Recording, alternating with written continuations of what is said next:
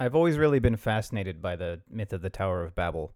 I first encountered it as a child, where it was basically just presented to me as fact, and that, of course, was extremely fascinating to get an explanation for why there are languages.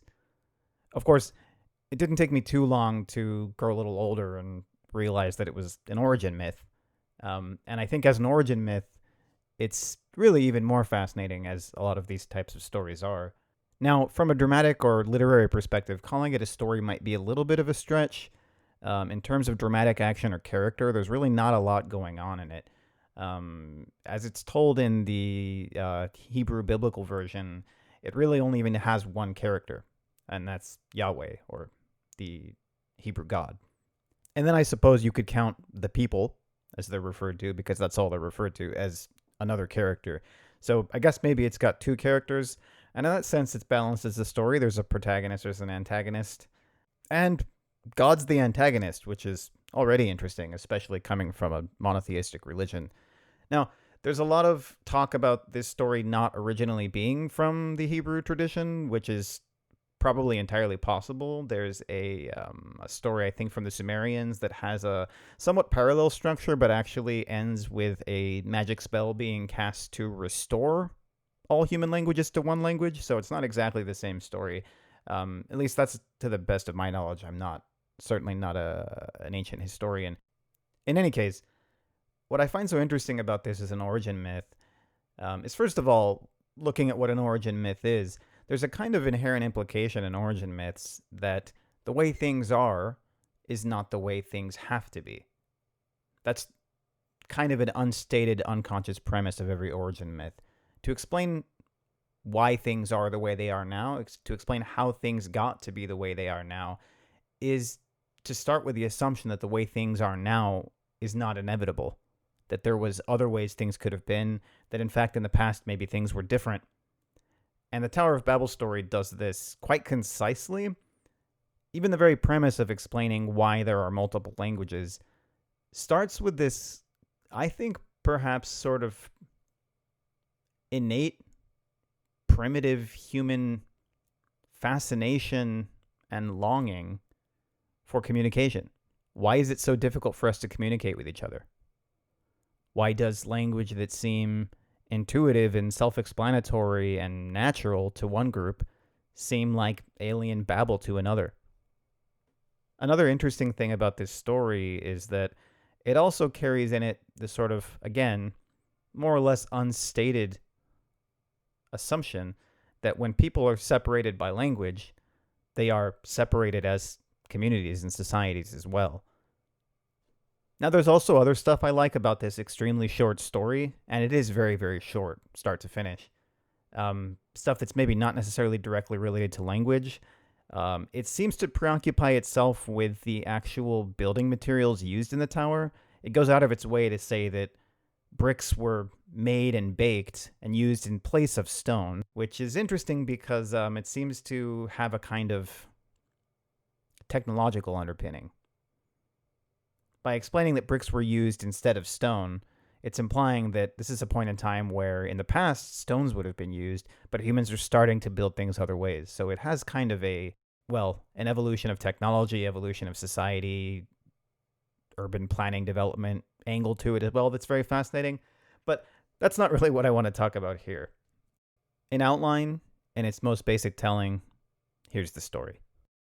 The whole world had one language. They could all understand each other. People moved east. They found a nice place to live, and they started to build a city there. In the city, they wanted to build a tower that reached to the sky. They thought this would make a name for them, put them on the map, so to speak. God took a look at this and thought, wow, these people are getting a little ambitious, and they're actually having some success, which is worrying. We got to prevent them from being able to cooperate this well. And that's another interesting point. There's a kind of, again, implicit assumption in this story that if people are allowed to cooperate infinitely, they can do anything. One line explicitly says, now if they can do this, there's nothing they can't do. So how does God stop them?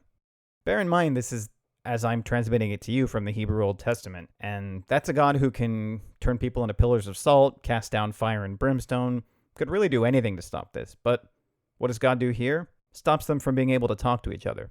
And that's it. That's all it takes. Once these people can no longer understand each other, once they can no longer communicate, that's basically game over for their city. And that's how it plays out. As soon as they don't understand each other, they pretty much put down their tools, stop building the city, and all wander off in different directions.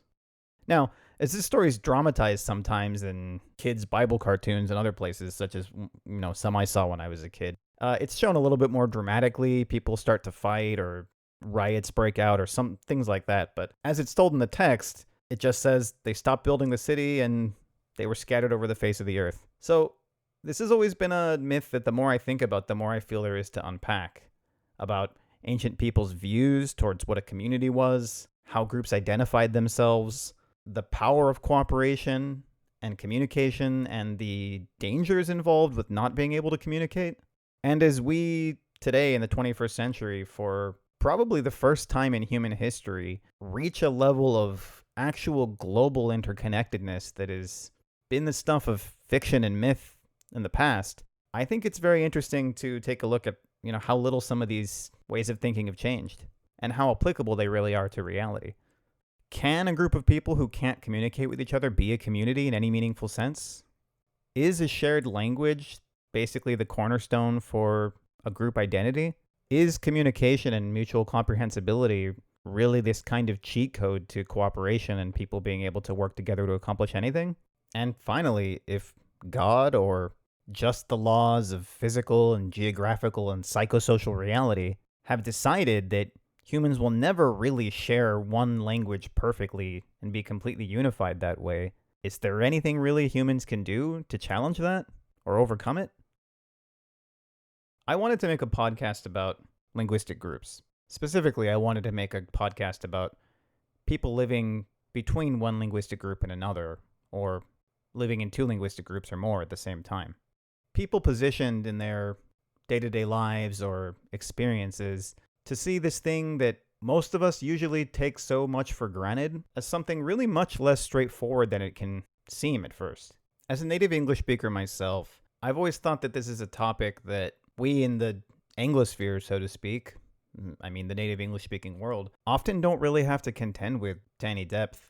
The way history's played out, most of us learn our first language, and that's all we ever have to learn. When we communicate with people whose native language is not English, they usually speak to us in English to whatever degree they're capable of, and that's the structure of communication that we're used to. Granted, this certainly isn't everyone, and that's part of the story I want to tell in this podcast. But I think for many of us, it's the case. There's a relatively famous hypothesis in the world of linguistics and psycholinguistics, often referred to as the Sapir-Whorf hypothesis, or sometimes just called linguistic relativity, that basically states that the thoughts a person is capable of having, the thoughts they will have and the thoughts they tend to have, the way those thoughts are structured, and so on, are defined by the language that they can express those thoughts in. Or to put it a little more simply, you're not using language to express your thoughts. Your language is allowing you to have thoughts at all. Or to put it even more simply, what you think depends on the language you know. This hypothesis basically views thoughts not as pure abstract concepts that exist in the ether of our minds, but basically as psychosocial constructions. Sensations, emotions, memories, all filtered through language, and then and only then put into conscious thought, into frameworks of symbols that we have inside of us that we've learned from our society, that we can then manipulate and rearrange into more and more complex structures. It's not a universally accepted theory, and there is some degree of controversy to it. But speaking from personal experience, it's one that I've grown more and more comfortable with the more I've progressed in studies in a second language. There's a tendency at first, I think, to think of thoughts as pure, undiluted concepts that are, in a sense, universal and interchangeable, meaning a thought like tall, or freedom, or excitement, or even I, has a pure, universal, basic meaning that is the same regardless of who's thinking it and what language they're thinking it in. Which means the words themselves are just these kind of wrappers. They don't make the idea. The idea exists independent of the word, and the different words in different languages are just different sounds that we make to express what is basically the same idea. When viewing language through that lens, it's pretty easy to think of your native language as a kind of workable baseline. Okay, up means up, down means down, red means red, blue means blue, love means love, and hate means hate. And when you learn vocabulary in a second language, you tend to just think of it as substitution. Okay, what's their word for up? What's their word for blue? What's their word for love?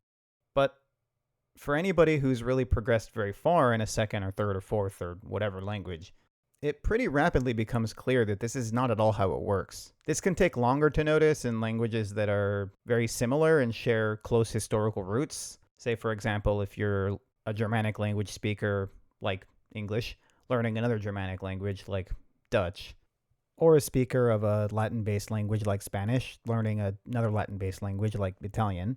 But even I think in those pairings, there comes a time when it gets harder and harder to ignore that concepts are not perfectly interchangeable.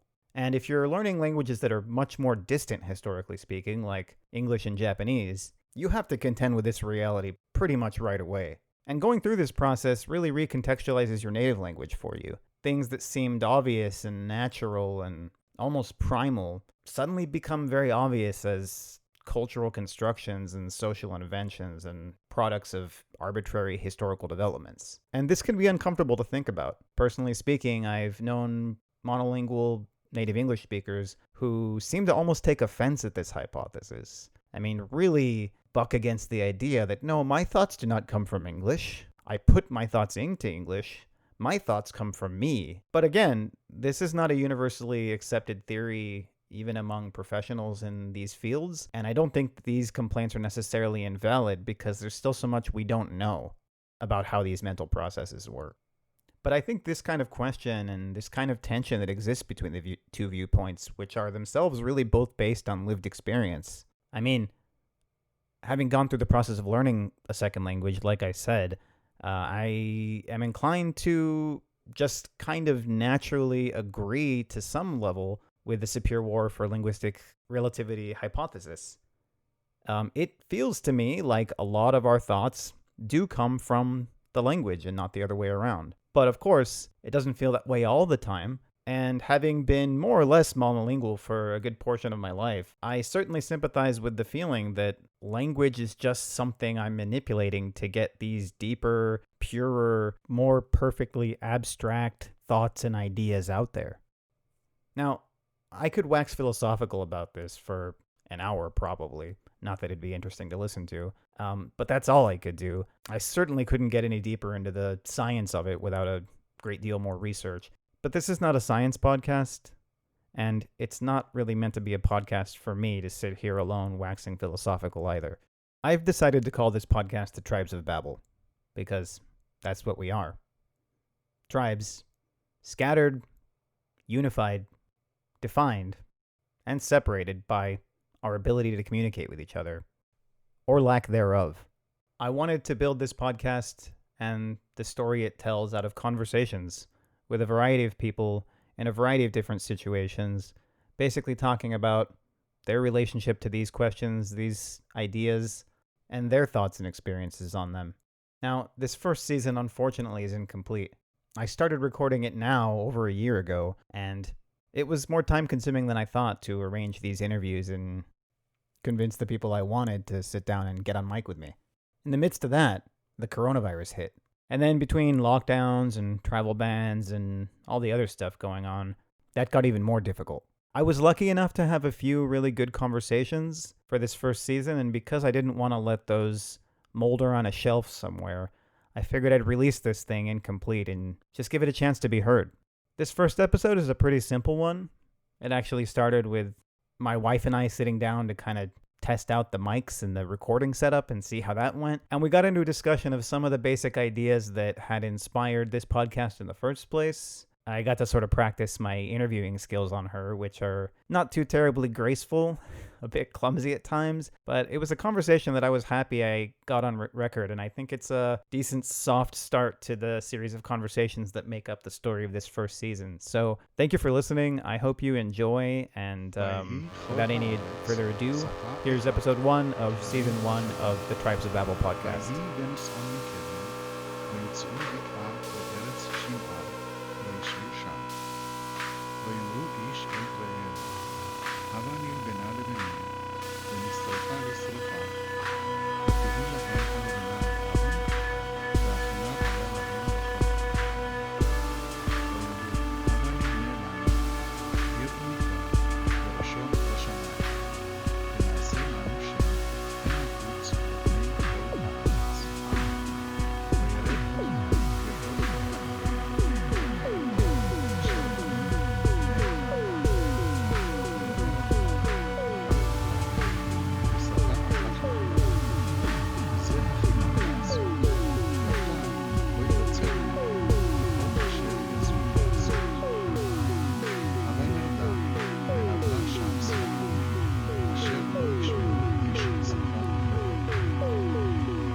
that voice Yeah. graph, isn't it? Right. But I don't believe that. Okay. I just don't want to hear my voice. Okay. Well, you can't hear your voice, right? So, if you see, I thought if you saw like the recording symbol, you would be there. That's fine. Okay. Yeah. Okay. Well, anyway, we are rolling. Yes. We're live now. Okay. So, yeah, I guess I'll start talking about why we're doing this podcast. Yeah. What the idea was. You're the one who told me that I should do this. Yeah, you are good at it. I'm good at what? You are good at talking and having a debate, Okay. and you love to share that, right? Yeah.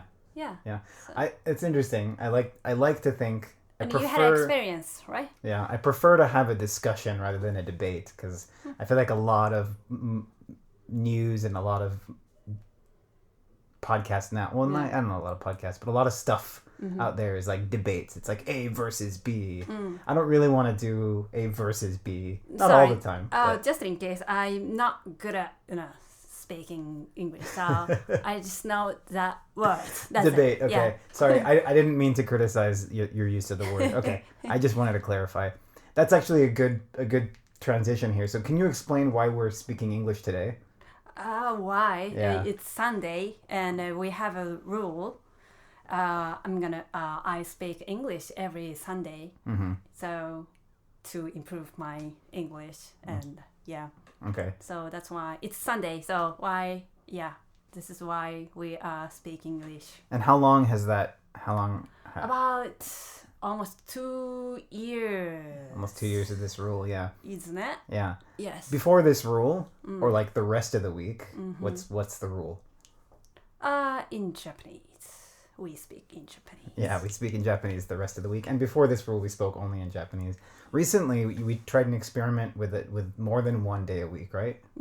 Yeah, because we have been on a vacation. No, honeymoon. Yes. So I thought I should speak more English, especially being out of country. So yeah, we speak English every Sunday and every Wednesday, wasn't it? Yeah. How was that for you? But you helped me a lot. So In what way? when you wanted to order, when you wanted to have a conversation with foreigners, Like the shop staff and the taxi drivers and stuff. yes, but But you still didn't speak Japanese on Wednesdays and I Sundays. didn't. You just spoke some But English. it was exhausting. Was it? In the end of the day, yes. So how do you feel right now? It's 5:30 p.m. on Sunday. How do you feel today? For now, I'm fine. Not super tired, but I don't know. I'm not. I'm fine. For now. Okay. Yes. So where did that rule come from? How did that start? You have so many questions. Why did we start this rule?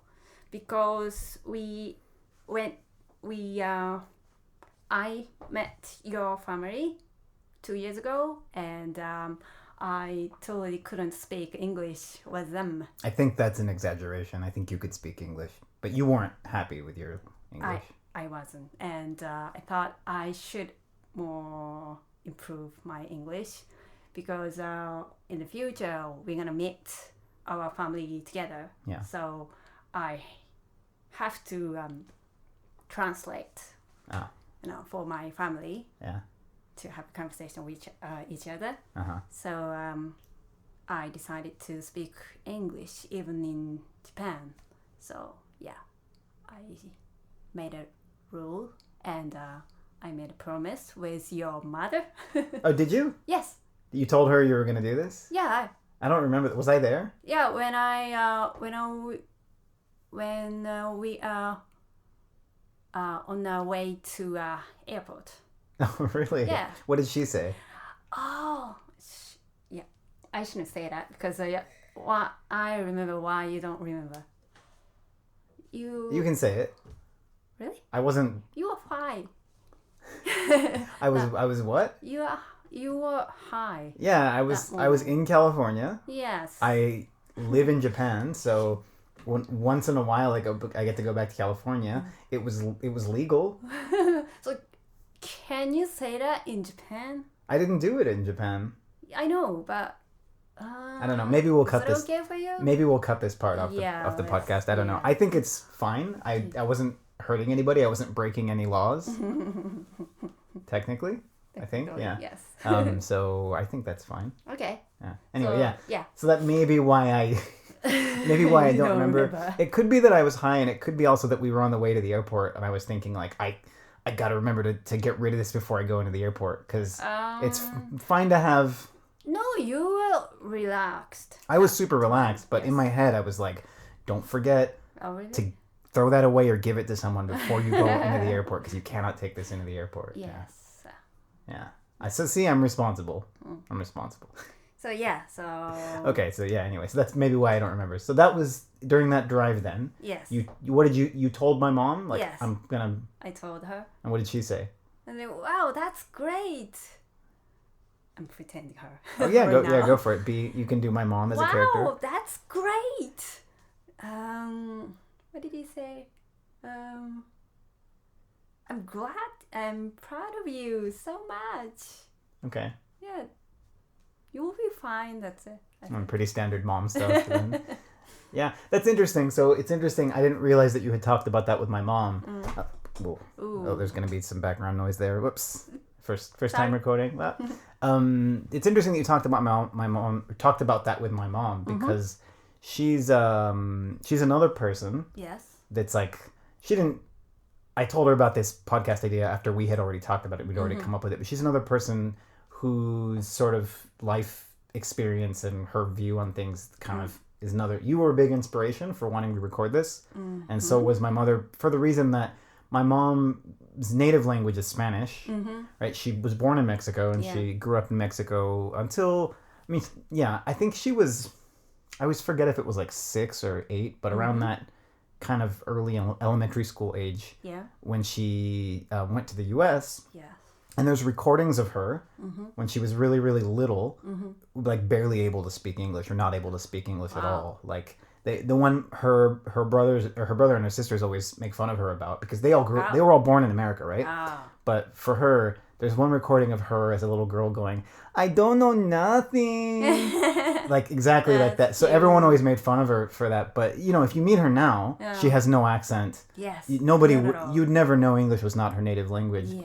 And she says it's weird because for her, even though Spanish is her native language, she speaks English better in the sense that she has a bigger vocabulary in English. Yeah. There's more words she knows and can immediately remember and use. And her grammar is probably a little bit more complex. Like she can read more complicated books in English. But Spanish is like deeper down. Like the simple Spanish that she has access to easily is comes out faster, she says. But when she tries to use like more even for now. Yeah, but when she tries to use more complex Spanish, she, of course, I'm going to try to get her on the podcast and she may say something totally different. Yeah. But this is what I remember her telling me. Yeah, okay. But my mom's somebody, so that was how she ended up being bilingual, right? But she doesn't feel like she's bilingual because she didn't learn a second language as an adult. And she doesn't really remember how she learned. She was so young that she just she was living in America, going to a school in America. Back then it was very different. I think nowadays you can get a lot of like tests in Spanish, but like back then it was just like, well, you live in LA, you better speak English. Even though there was still a lot of Mexicans. It was different than it is now, I think. It was less political. Now it's a very, very political issue. At the time, I think it was just kind of like, this is America. We speak English. And my mom and my grandma, I think, I don't know, I'll have to get them to share more of the detail on this, but they, I think they both are, the way they grew up both in Mexico and their time after moving to the U.S., they both felt like you should speak the language of the country you're living in, right? Which is that now has become a very conservative attitude. Some people disagree with that, but for them, that was a thing. So anyway, my point being that my mom learned English kind of just as a natural process. Yes. So when she looks at someone like you, who's trying to do this right now, you know, you learned English when you were younger, but you're still trying to like improve it. Yes, still trying. And you're doing it in a country that's not an English-speaking country. Yes. She looks at someone like you and she's like, I don't know how you do that. That looks so difficult. That looks impossible. And she says, you know, same thing to me because I have you. Well, no, yeah, but I mean, it's different than the way she learned English. Yeah. And the way she learned Spanish. I mean, I always grew up being like, wow, my mom is bilingual. My grandma's bilingual, and my grandma's a different story. She has a, you know, much heavier, well, she has a heavy accent. I, you know, started studying Japanese around 14. Yeah. And I wasn't really able to like have a conversation in it until I was probably like 24. And my mom, you know, by that point, once she heard me speaking Japanese, she was like, that's amazing. How do you learn a foreign language? And I was always like, you are bilingual. What are you talking about? But I guess it's that different experience. Yeah. So that's interesting. Yeah. So there's a good introduction to why we're doing the podcast. Is you made this rule, which by the way, I want to make that clear. This was your rule. I didn't like force you. I wasn't like, Yuki, you didn't force. We're married now. You have to speak English. Yeah. You are open-minded. Yeah. But another thing that you and I talked about, and it's probably the third thing to talk about for starting with, is what we're gonna do when we have kids. Yeah. Yeah. About a year. Okay. Well, I didn't know we were gonna be that personal here on the podcast. Yeah. Maybe. Yeah. Yeah. I don't know. Okay. So yeah, whenever it happens. Yes. What do you think about things we can do or should do or shouldn't do to help the kids be bilingual? Oh. Yeah, Do you think about it much? Sometimes, but honestly, I don't know. Just maybe let it go, you know. Oh, really? So you want to take like a passive, just leave them alone? Yeah. And they'll figure it out? Because I can't force them, right? Yeah, you can't force kids to do anything. Is my impression. Yeah. I want my kids, you know, speak bilingual or maybe trilingual. Yeah? Wait, so what else? French. French? Yeah. So our little like half Mexican, half Scottish, half Japanese, let's say. So half Japanese, a quarter Mexican, a quarter Scottish kids are going to be speaking French? Yeah, English Spanish and Japanese? is good. Yeah.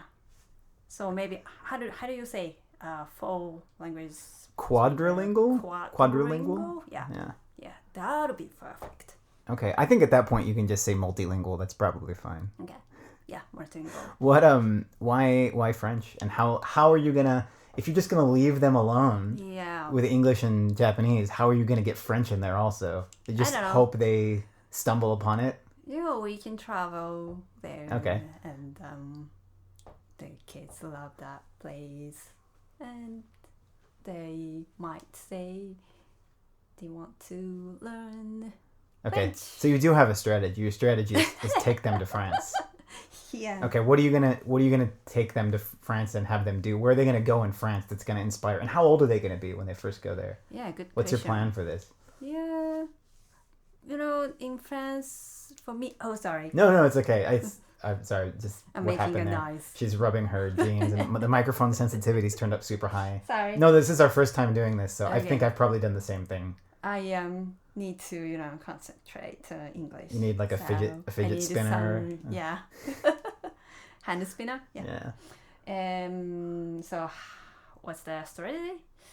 Well, no, I'm kind of half joking, but you have this idea of taking them to France. So No, I don't have any plans. Just saying, you know, I'm giving some ideas. That's it. Oh, So yeah. I don't have any plans. Okay. That's it. All right. So yeah, I might think about this more than you do. Oh. Probably I do. That's probably why. So what's yours? It's probably why I'm recording this podcast. Yes. Well, that's the thing. Yes. Is I don't know what the correct answer for this is because I'm somebody who grew up in a bilingual household, right? My mom spoke Spanish and English.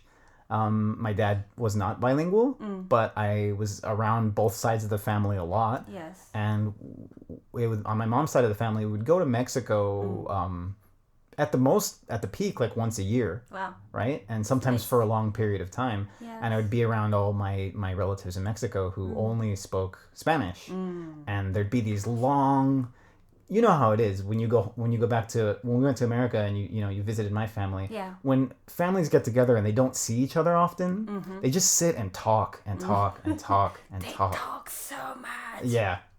I mean, that's what happens. I love that though. Yeah. I mean, maybe Japanese families less so. Yes. But I think if you moved to America for like 2 years and then you came back to Japan, I think you'd probably sit there at the table with your family talking a lot. Oh, really? I imagine. I mean, even looking at your family now, just for your grandma's birthday when we get together, you guys sit and talk for a while. Yeah. Your dad doesn't say much, but... My dad doesn't speak at all. Sorry, I'm not trying to expose all your family stuff, but It's okay. all I'm saying is, we'd go to Mexico when I was a kid, and my family would just sit and talk in Spanish for hours and hours and hours, and then they'd be these, like, someone would tell a joke, and everyone would die laughing, and I would always sit there being like, I don't really get it. Yeah, kids. Really... Yeah. Yeah, I mean, being a kid, it's also that my Spanish. Spanish wasn't great, right? And then my grandmother would talk to me in Spanish. She still sometimes will forget. Yeah. She doesn't know what language she's speaking when she's talking to the grandkids. I realized that. She'll just sometimes speak Spanish. I think probably more now even then, but back then she used to switch on purpose, right? Because she was like, you should know Spanish. You're Mexican. And I was just I was a stubborn kid, and I would understand enough, and then I would just respond in English. Like you say, you can't make a kid do anything. My grandmother, less so my mom, but also my mom, would both kind of pressure me that way of like, you should speak Spanish, you should learn Spanish, but they didn't have any ideas, and they didn't like send me to any classes or anything. I don't think my mom could afford to. Look, I don't think my mom was that well equipped for parenthood, in the sense of like a lot of I think middle class families are a bit more like, we're going to send our kids to ballet class, or we're going to send them to learn violin, or especially here in Japan, they're going to learn piano. I don't think my mom had any ideas like that for how I was going to. And my dad definitely did not. My dad was almost against that kind of stuff. But you did jujutsu, right? No, I did a few martial arts. Jiu-jitsu I did just privately with my dad, but that was just because my dad was into it. Okay. It wasn't like... Anyway, Okay. no, that's okay. It's just getting a little bit far out on a tangent, and I feel a little bit exposed talking about that. But no, the point being that so I'm an example of someone who had every opportunity, right, in the home to learn Spanish, and I just kind of refused to. I just didn't. I mean, I learned a lot through osmosis. Do you know what I mean by osmosis? No. I just naturally absorbed a lot more. Looking back now. I realized, I know quite a bit of Spanish, and I can understand quite a bit of Spanish, but I always resisted actively learning, and I always resisted using it. So which is why now when we watch a movie and you're like, do you understand that? And I'm like, I got most of that. Or when someone talks to me, I get it, but when someone talks to me, like asking me a question, I just lock up because I can't, the words they can't make it from my brain to my mouth. Yeah, so I feel, personally... that if we have a kid, that just leaving them alone feels a little bit like it's got a low chance of actually working and making them speak English. Sorry, that's the wrong way to put it. Not making them speak English, but encouraging them to learn and encouraging them to want to speak English. Yeah. So we've met some kids recently. Yeah. Do you remember? I think he's going to be on the podcast later. He said he's interested, and really? I even asked. That guy, wasn't it, at the picnic? Right? Yeah, I don't want to say his name yet. Yeah. Because I don't know. I'm pretty sure he's going to be on here. I don't know if I can say his name yet. Yes. I want to double check with him. Yeah. But we went to. I love that family. Yeah, it's exactly Yes. They were another sort of inspiration. As soon as I saw them, I was like, we have to talk to them about this. I think they are successful, the languages. Yeah, so we met them at a picnic. Can you describe what we're talking, who we're talking about? I mean, without using their names or anything? Yeah, they how do you say? How can I say? We met, should I say him or her? Well, the father. Okay, and two kids. We met a father who has 2 kids. And the boy and girl, and they spoke Japanese to us first. And the father is not Japanese. Yes, American. No, I didn't want to be specific. I think, yeah. Yeah, I who think... speak English, yes. Okay. And we were playing for a while. Yeah, playing soccer. And after the few minutes ago, you came to play with us, and you spoke him in English, and he could speak English very frequently. Not just fluently, like it came out like it was his native language as well, right? Yeah, very naturally. Yeah. So, yeah, he, yeah. Talking about the son, right? Yes. Yeah. What are we talking about? What? Oh, I just wanted you to describe this family. Yeah, and why yeah. So, I thought that moment, wow, that's the good, what's that word? Example? Example, Yeah. yes. Example. I don't know how, I thought that is a good example to having a half kid. Totally. When I looked at them, I thought like that is what success looks like. Yes. For raising your kids with a bilingual parent. Well, I should say one parent has one native language, and the other parent has another native language, and the kids are able to move seamlessly between the two. And that kid said to me, "You can speak English if you want." Wasn't it? Didn't he say Japanese? Because that was a Sunday, remember? Yes. So you were speaking English. No, I was speaking Japanese to them. Oh, okay. Yes. Okay, I see. Yeah. And you came to us and you spoke to him in English. Yeah. So I changed. Okay. You changed to English. Yeah, so okay. I changed. That's why I think he said, you don't have to speak English if you want. That's what I mean, right? He told you could speak your native language. Yeah. Yes. You switched to English, and then he said you don't have to speak English. Yeah, right. Sorry, I misunderstood. No, it's okay. So that was another interesting thing about that kid. How old would you say they were? Probably around 7.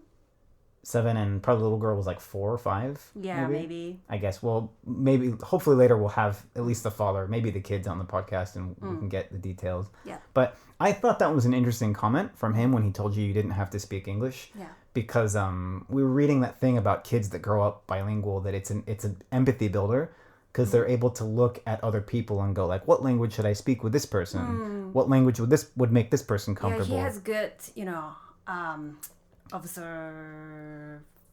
observation. Observation, yes. Yeah, a good observation, and also good empathy, because he looked at you and he thought, well, her native language is Japanese. Yes. So I should tell her it's okay to speak in Japanese to me. And his, like I think you said in the beginning, his Japanese was also like native, pretty much, right? So both of his.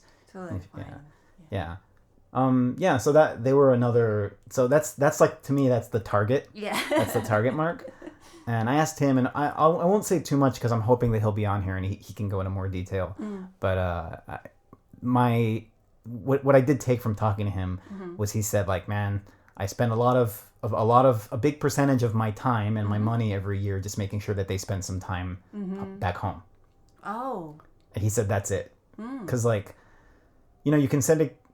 Oh man, I can hear an ambulance outside. Oh. Can you hear it? Yeah, now. Oh, yes, okay. I can hear that. All right. Well, anyway, I guess that's just gonna be there. This is a very homemade podcast. So yeah, he said that he and I were talking about it, and this is something I already know, that having like the adults just speak the second language to a kid is not that. It's not that inviting for a kid. It's not that enticing for them to want to study, right? For them to want to learn English. If the only people who speak English to them are like their dad and their English teacher at school, it's not a fun, useful language. But when they meet other kids their age, and those kids are native speakers of English, and they have to talk to them, they want to, right? Because kids like making friends their own age, and they want to play and get along with each other. Yeah. So that creates a situation. It's just like my mom when she moved to the U.S. She's in a class with all American kids now who all speak English. I think it's natural that way. Where I'm a situation where I didn't even take a class till high school, but before that, it was like cousins I saw in Mexico, maybe once a year at the most, who I was very shy around. But every time I was around them, I would try a little bit harder to speak Spanish. But with like my uncles and my grandma and my mom, it was like, I don't want to. Adult conversations are not interesting anyway. Yeah, so. Of course. So yeah, that's I think that was when he and I talked, that was something he kind of talked about, that they have to go spend time with. They have to go spend time speaking that language with kids that they have to speak it with. Yeah. So that when I say I have a strategy, I don't really have sorry, did I say I have a strategy? I hope not, because I don't actually have a strategy, but I have some thoughts. And I think that's got to be one of them, is they need some friends who speak. They need. It's really important for them to have Japanese friends or friends who speak Japanese as a native language, and it's really important for them to have friends who speak English as a native language. And if they're going to learn French or Spanish, they probably need some exposure to those with kids their own age. Yeah. Study abroad. Study abroad would be great. Yep. Yeah. There's also we're running out of time. I'll just finish with this thought, because I've met a couple of people here in Japan who grew up in an international school. So they're Japanese. Some of them are Japanese, some of them are not. But who grew up in Japan. A couple of whom were born in Japan. Are Japanese or part Japanese or whatever, and went to an international school. And the one particular international school I'm thinking of, where I knew these people from, the way they do their curriculum is every subject is taught in English.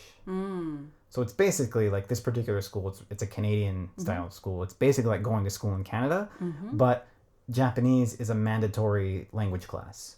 So they take Japanese class, they take basically the Japanese kokugo, like as it's taught in Japanese schools, but just one subject. Wow. And the rest of their subjects are taught in English.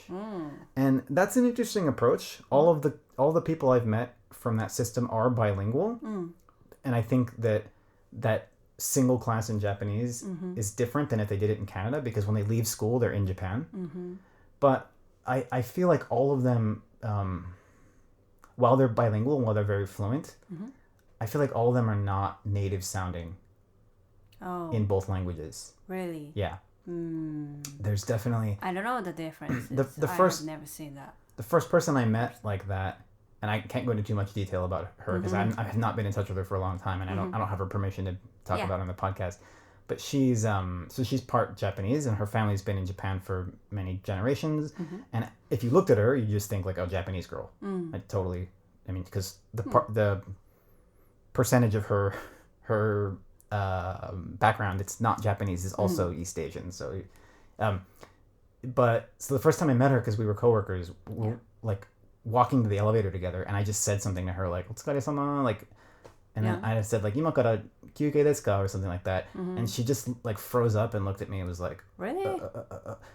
And then she said like very like almost California Valley girl. She went like, "Could we just like speak English?" And I was like, "Oh, I'm so sorry." Like I worked with her for months, and I'd seen her speaking Japanese to the other staff, and I just assumed she was Japanese. And then I didn't know her story. I didn't know the international school crowd, and I met others through her. But yeah, so yeah. And she said that she had some experience. And often they said when they worked in the Japanese like shakai, right, in the Japanese business world, that if their coworkers thought of them as like not totally Japanese, they would forgive them for not having like good keigo or whatever. But if they tried to work as just regular Japanese people, their bosses would often get like annoyed because their keigo isn't good, and their Japanese isn't. So that to me was kind of a minus point about the international school system. It seems designed for people who are gonna leave Japan. I didn't know that. Yeah, maybe. Yeah. Well, is there anything else that you want to talk about in this first session here? I wanted to go to the bathroom right now. Sorry. Very real. There's lots of reality on this one. Okay, that's all. Thank you for letting me try it. I think this sound quality is a little bit echoey. Yeah. Really? But I think we got it. I think it's in the can. Actually, it was fun. Yeah, I think it's gonna be fun. Yeah. And I'll have you on again. I didn't know that. We'll do some sessions in Japanese too. Oh, yeah. Yeah, on not a Sunday. Although probably Sundays will be a good day to record usually, but recording in English is fine. Yeah. Yeah. Yeah. And that's another thing. I haven't even decided yet. I've already started recording. I don't know how I'm going to do, because I want the podcast to be bilingual too. Yes. I don't know how I'm going to do the episodes, right? Yeah. So if people who only speak English listen, how are they going to understand the Japanese parts? And if people who only speak Japanese listen, how are they going to understand the English? Yeah, but I'll have to figure that out because that's part of the project. Yeah. I don't know. On YouTube, I can put subtitles. Yeah, let's make a plan. All right. Okay. Thanks so much. Thank you very much. I'm gonna shake your hand like you're not my wife and we're just now you're I'm a guest. shaking hands. All right. Thanks a lot, Yuki. Thank you. And I'll let you go to the bathroom now. Yes. Can I? Yeah. Cheers. All right.